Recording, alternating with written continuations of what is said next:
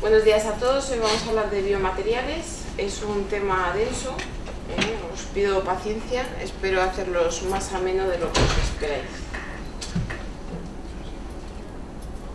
Para hacernos un poquito la idea, hay 2.700 tipos de biomateriales en el mundo. En Estados Unidos, que siempre lo miden en dineros, se ponen unos 3 millones de prótesis al año, que significa pues ese dinero.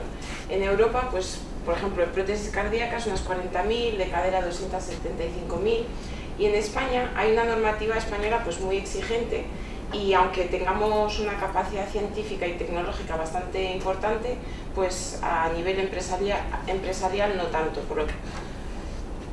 Pero ¿de qué estamos hablando? Pues vamos a ir definiendo, ¿no? Los materiales, ¿qué son? Pues un material es una porción de un objeto con propiedades uniformes, independientemente de su forma y tamaño. Si ya le añadimos estructura, pues damos unas propiedades mecánicas que dependen de su composición, además de su diseño. Biomaterial, pues es un material sintético o derivado natural utilizado in vivo para tratar, reemplazar o aumentar la función. En traumatología solemos hablar de implantes para fijación interna de fracturas, osteotomías, artrodesis, cierre de heridas, sustitución de tejidos y artroplastias, entre otros. Y un concepto muy importante en lo que es el biomaterial es la biocompatibilidad, que depende de los procesos de degradación y las características mecánicas dentro del cuerpo humano que no son, vamos, que no facilitan las cosas a los materiales, lo pueden bastante complicado. Y entonces, pues en su interacción con el cuerpo humano hay que tener en cuenta estas cosas: la biocompatibilidad que estábamos contando, el diseño apropiado y manufacturabilidad del implante, estabilidad mecánica y biológica, las propiedades mecánicas y reológicas, resistencia al desgaste y aflojamiento aséptico, y corrosión y resistencia a la degradación. Solo vamos a meternos en algunas de estas para no hacernos muy pesados. La biocompatibilidad, pues hay varios estadios, pues varios estadios de biocompatible. El primero puede ser absolutamente inerte, en la que tenemos una mínima o nula respuesta de huésped. Puede ser interactivo, que es una respuesta específica beneficiosa, por ejemplo, cuando queremos un crecimiento tisular.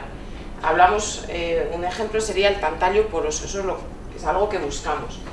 Que sea viable, en ese caso incorporaría células que se reabsorben y remodelan el tejido. Por ejemplo, ahora que se está hablando mucho de los andamios poliméricos biodegradables que se desarrollan con ingeniería tisular funcional.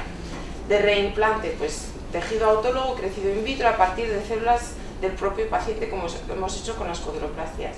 Y bioincompatible, o sea, directamente reacción biológica inaceptable.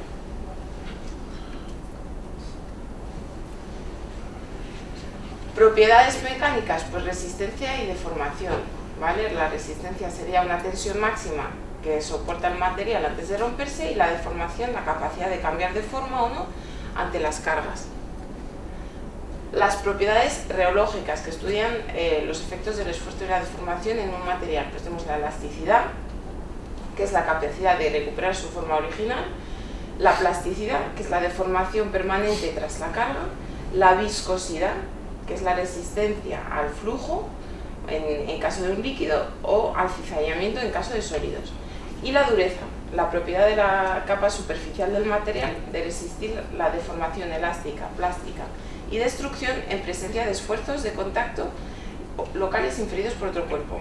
Luego, dentro de la dureza, pues tendríamos dos extremos: pues a más dúctil, alto índice de elasticidad, lo que le permite deformarse antes de romper; y en cambio la fragilidad, pues que se fractura con escasa deformación. Unos temas para que os suenen y que estén ahí: viscoelasticidad, pues la variación de las propiedades mecánicas de los materiales según la velocidad y el tiempo. Es decir, que con una misma carga, dependiendo de la velocidad, pues a alta velocidad puede romperse y a baja velocidad deformarse. Y la histéresis, pues la tendencia a un material a conservar una de sus propiedades en ausencia del estímulo que la ha generado. O sea, más viscoelasticidad, más histéresis. Resistencia a los materiales, pues hay que tener en cuenta estas 5 características. Y ahora ya vamos a respirar, ya lo duro ha pasado. Y vamos a pasar a lo que más nos suena. Vamos a ir material por material. Tenemos biomateriales inorgánicos y orgánicos. Empezamos con los inorgánicos. Vamos a tener los metálicos y los no metálicos. La mayoría de la tabla periódica son metales, pues vamos a empezar por ellos, ¿vale? Metálicos. Tenemos el acero inoxidable, que es el que más conocemos. Tenemos aleaciones de hierro con níquel, si queremos más resistencia a la corrosión y al endurecimiento, o cromo y mobileno, si queremos mayor resistencia y menor corrosión. La mayoría que usamos son los austenitas, y ventajas, pues bajo precio, ductilidad, maleabilidad. Cosas negativas, pues que se corrosiona más, no es poroso y tiende a tener más infecciones. Pues por ejemplo las agujas de Kirchner, ¿no?, que vamos a quitar, pues generalmente son aleaciones. El titanio, seguimos con los metálicos. Se puede usar puro o en esa aleación que veis. La ventaja, pues que mucha elasticidad, poca corrosión, poca citotoxicidad, no causa respuesta inmune importante y disminuye mucho el riesgo de infección en relación al acero. Entonces, el problema es que tiene muy poquita resistencia a la fricción y que es caro.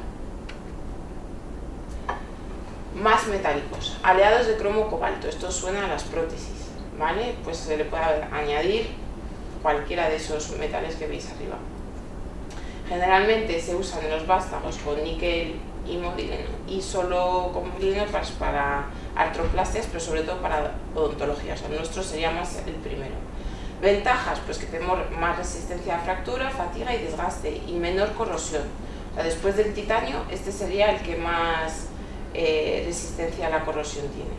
Y inconvenientes, pues más rigidez, menos ductilidad, mucho mayor precio por culpa del cobalto, liberación de iones que puede dar una reacción de hipersensibilidad tipo 3 y aumenta los riesgos de infección. Tantalio, pues se puede usar puro, se usa puro, perdón, y es poroso, o sea, esa es la gran diferencia, ¿no? Es ese metal que veis y se usa sobre todo con el objetivo de la osteointegración. Tiene unos poros, una porosidad de un 80% y unos poros de unos 550 micras. Es muy parecido al titanio, pero tiene un módulo de elasticidad que se parece mucho al hueso subcondral. Y bueno, pues es duro, es dúctil, es resistente a la corrosión, y la verdad que inconvenientes tampoco he encontrado por ahí, pero los tendré seguro. Y pues generalmente se puede usar metales para recubrir los implantes. Lo usamos para fijación biológica de los implantes y queremos pues crecimiento osteoblástico y que las yemas vasculares vayan rellenando los poros. El problema con los recubrimientos es que puede haber más infección, ¿vale? Aunque, según dicen, es una infección que tiene buen comportamiento clínico. Eso, no sé, será buenas infecciones, malas infecciones. Se puede recubrir un implante de 3 maneras, mediante sinterización, difusión o plasma. Entonces, sinterización son capas de esferas que a altas temperaturas terminan teniendo una porosidad de 30% con esas micras, 150-300, y lo que pasa es que como se pone a tan altas temperaturas, pues que empeora las propiedades mecánicas. Por difusión son mallas fibrosas de titanio a alta presión y temperatura, un poquito menor temperatura que la previa. Tienen menor porosidad y unas 350 micras. Y por último, pues por espuma plasmática, es un rociado con material en polvo fundido y la porosidad es de 30-40% con las micras de entre 50 y 200. Bueno.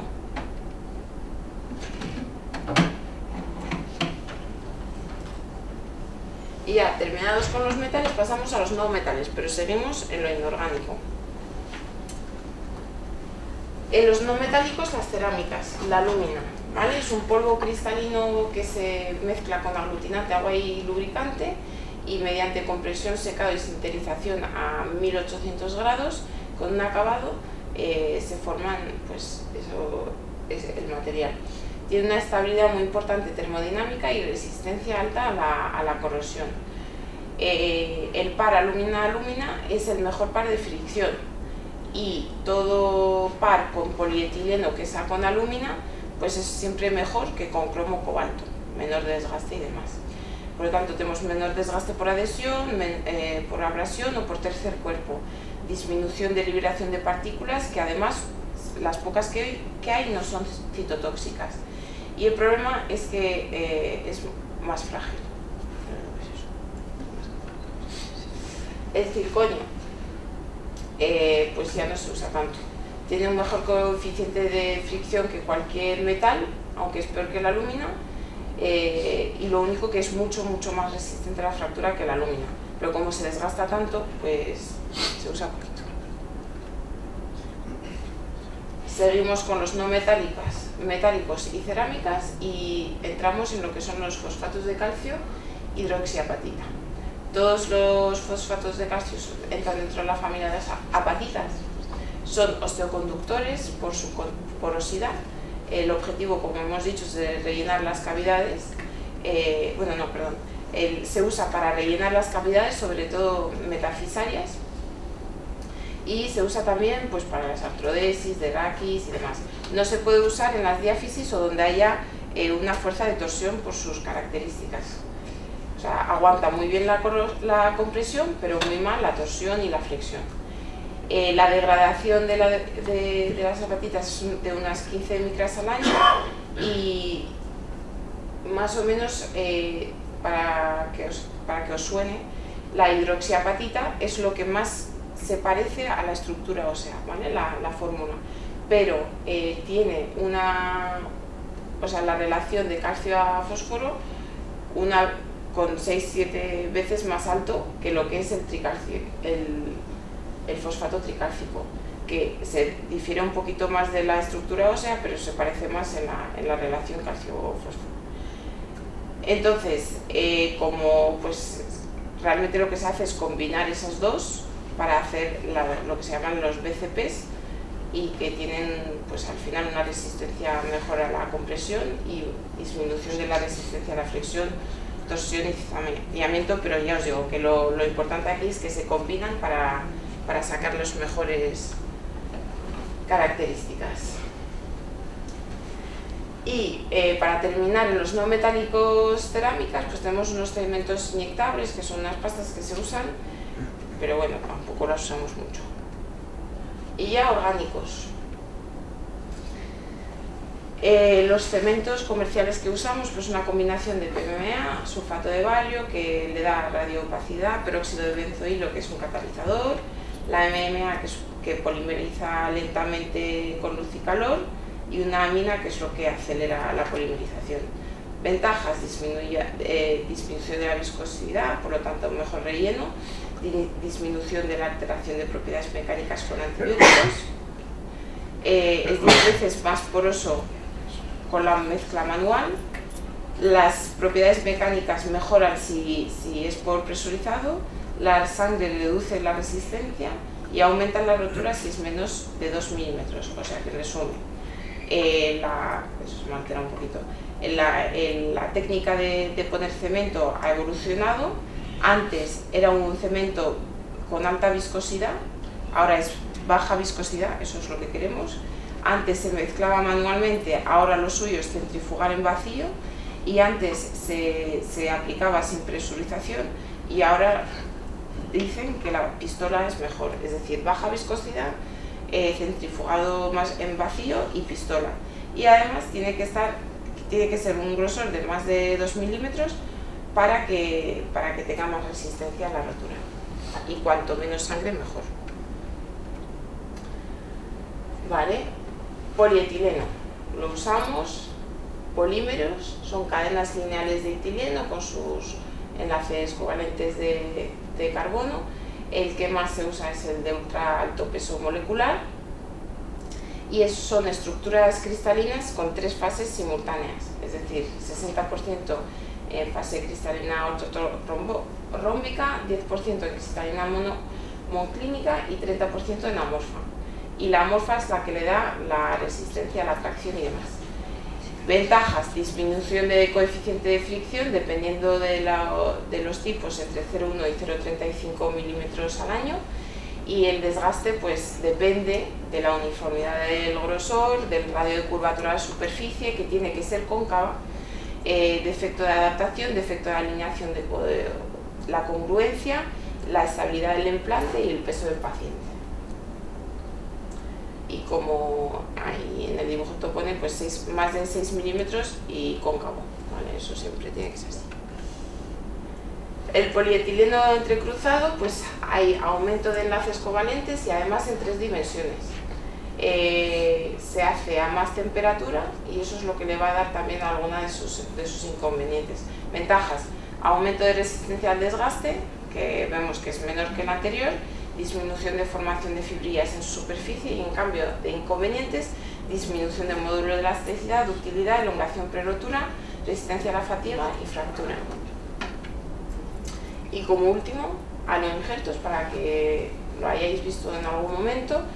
Hay 5 formas de tener aloinjerto, ¿vale? Si es tejido heterólogo, pues primero puede ser liofilizado, que es un deshidratado cambiando el contenido de agua de un tejido congelado en estado gaseoso en un vacío para que se le extraiga la humedad. Se pone un tejido en un vacío, se extrae el agua en el vacío. Fresco, que es de menos de una semana, mantenido a 4 grados. Congelado se puede mantener hasta 5 grados, entre menos 70 y menos 80. Criopreservado en glicerol o dimetilsulfóxido. Y desmineralizado, es una matriz ósea desmineralizada osteoconductiva, que es para rellenar cavidades y que no se debe usar con fin estructural. Bueno, ya esto pasamos a lo que nos tendríamos que esperar y a lo que vamos a tener en los próximos años, las nuevas tendencias.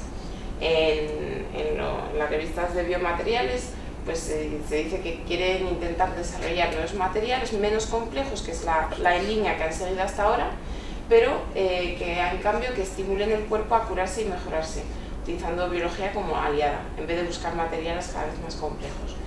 Y pues la ingeniería celular, usando como las propiedades químicas y mecánicas, influencian la diferenciación y crecimiento de las células.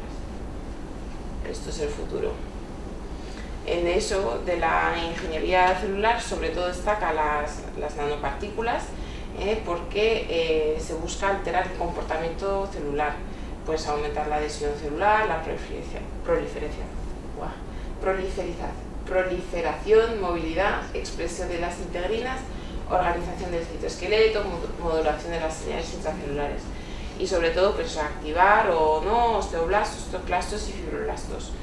Sobre todo ahora el boom es las nanopartículas de plata, que además en biomateriales lo que confiere es una resistencia a la infección, igual que hemos estado usando en las curas. Últimas cosas para quedarse así un poquito. El polietileno, pues ahora lo que se usa es altamente entrecruzado y encima se le añade vitamina E como antioxidante. La técnica de cementado tiene que ser la de tercera generación, como hemos dicho, mezcla en vacío, inyección a presión para disminuir la porosidad del cemento y las microfracturas. Los antibióticos en cemento, si se añaden en la fabricación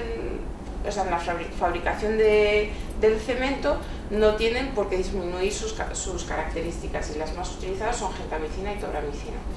El vástago femoral cementado debe ser de superficie pulida, de formas redondeadas y un diseño recto troncopiramidal.